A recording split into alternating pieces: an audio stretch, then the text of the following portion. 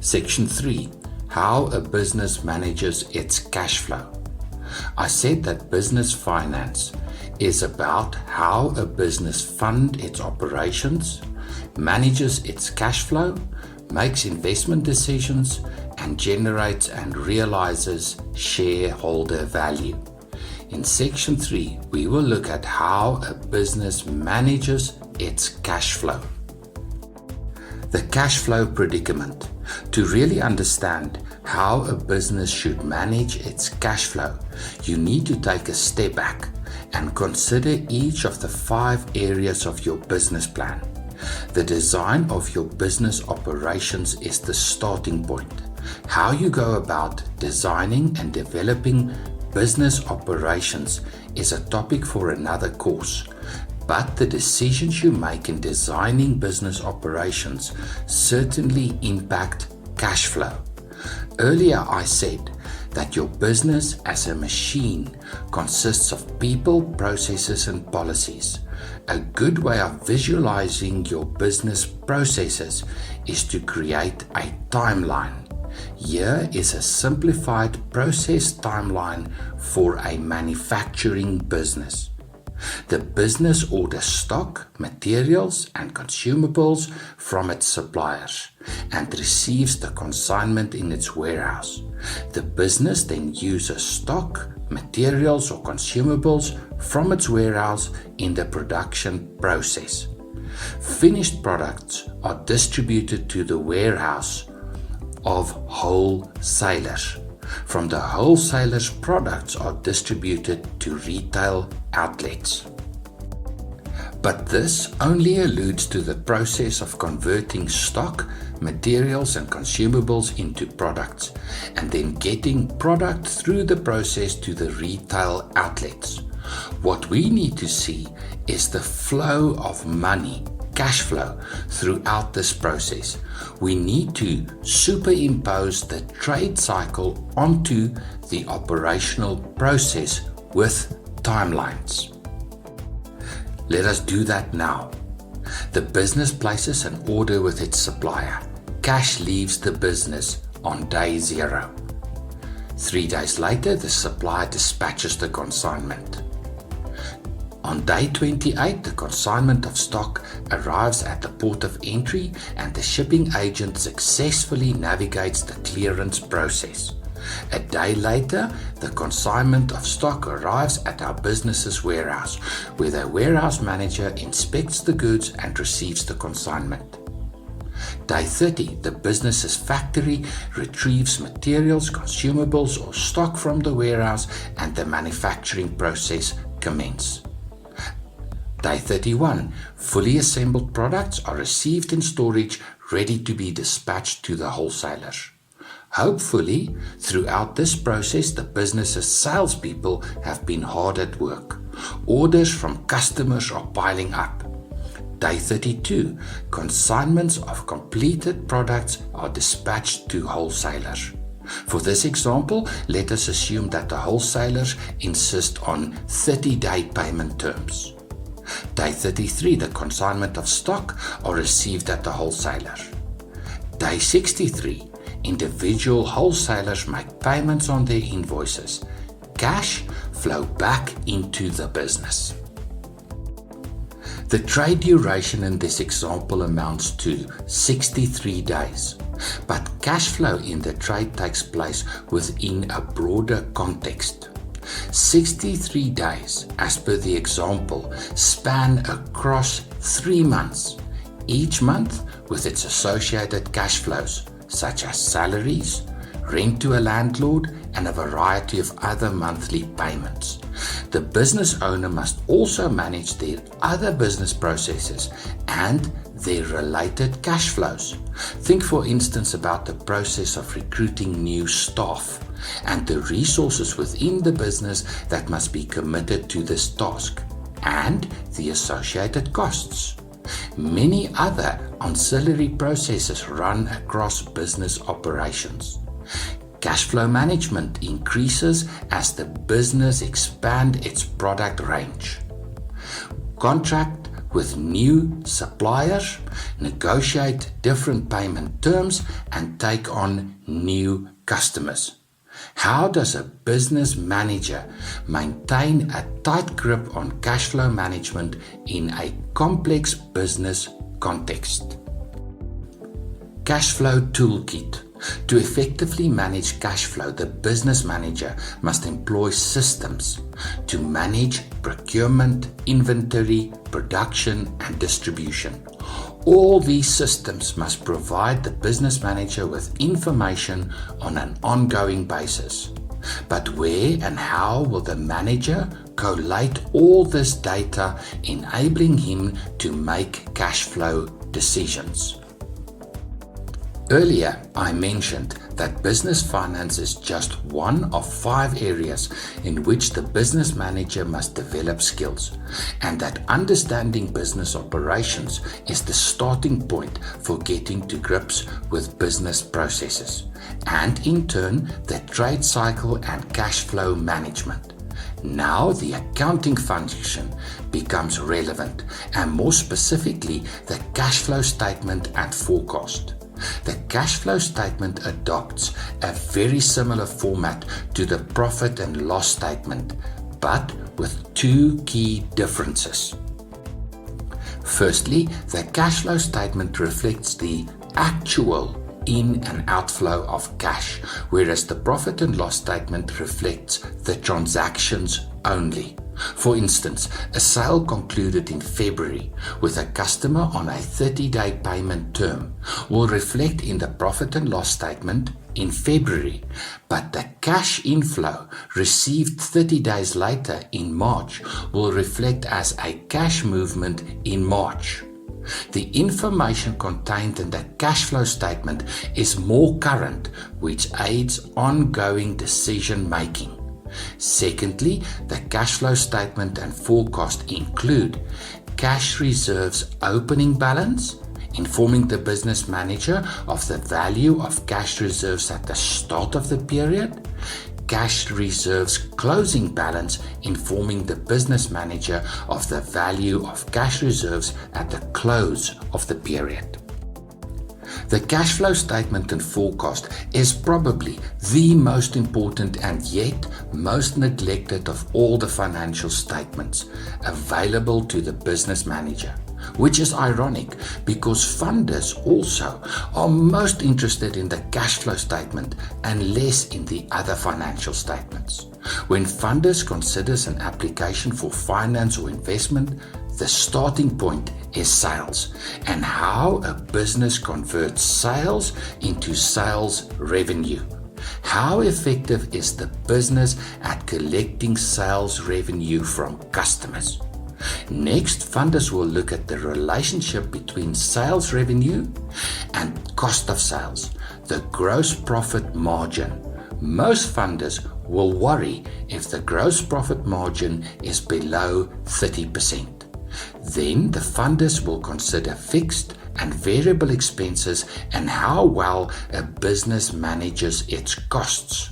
For you as the business manager, all of these are important, but the most important number you must get to is the business's prime number. The prime number. What is your business's prime number? This is super important. What constitutes a sale for your business? A single product sold? Say you manufacture lawnmowers. Then a sale is 1 lawnmower sold. A quantity of products sold? Say you produce olive oil. 1 liter of olive oil sold. An installation? Say you install solar systems. 1 installation completed. An hour billed for services rendered? Say you provide consulting services, 1 billable hour sold. A delivery completed. Say you provide delivery services to businesses, 1 delivery completed. It's very important that you understand what constitutes a sale for your business to get to your prime number. Your prime number is the value of the net profit you make for every sale. Why is knowing this number important? Let's say you plan on a fresh marketing campaign. After much planning and deliberation, you have what you believe is a good marketing strategy. But now you need to consider the economics of your plan. Does your plan make economic sense? You need to determine your break-even point and your payback period. For this, you need to know your total costs, made up of fixed and variable costs, and your total estimated sales revenue to arrive at your break-even point and estimate the time over which your investment will pay you back. But then you need one more critical thing. You need to know how many sales you need to make for this plan to be financially viable. To do this, take the full cost of your marketing campaign and divide this number by your prime number. Now you are in a position to decide if you can make that number of additional sales over the specified payback term. Superimpose this onto your cash flow statement and forecast and see if you will have the required cash reserves to roll out the campaign, or if you are going to need external funding and over what period. Organic growth. At the early stages of a business's development, growth is organic. The business manager develops and refines business processes, builds human capital, and learns lessons that shape business policies. Profitability increases as the business becomes more effective at producing its product and more efficient at employing its resources. A successful business manager has developed skills required to consistently fund operational expenses from cash flow. Alarm bells should ring when the business intermittently needs financial bailouts from external sources to fund operational expenses. It's a poor reflection on the business manager when the business needs to seek a loan to pay its monthly overheads. As the successful business manager develops skills and learns lessons, growth accelerates up to a point. A threshold is reached where growth starts to slow down. To reinvigorate business growth, the business owner must decide on a strategy for expansion. Expansion can take on many forms. Increase capacity within the business, which may include recruitment of additional people or the acquisition of equipment, machinery, or vehicles. Targeting new markets or market segments. Geographic expansion or expansion of the product range. But how will the business fund its expansion efforts? Fund business expansion. A business can fund its expansion efforts by way of one or more of the following: supplier credit, bank finance, trade finance, or investment. Supplier credit is the most cost-effective way to fund trading activities. Savvy business owners carefully nurture supplier relationships. Suppliers are always on the lookout to move larger volumes of their product. Over time, the relationship may develop to the point where the business owner can negotiate favorable payment terms with suppliers, making it possible for the business to secure consignments of stock, materials, and components, but only pay for the consignment later.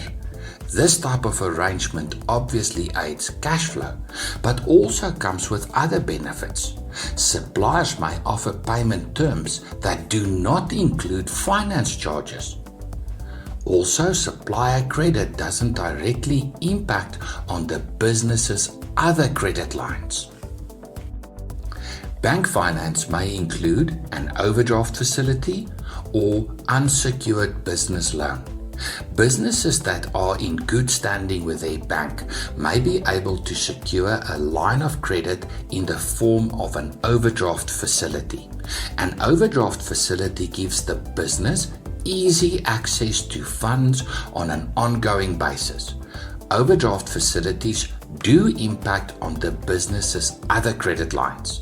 Finance charges tend to be high, and the bank may periodically insist on a re-evaluation of the facility.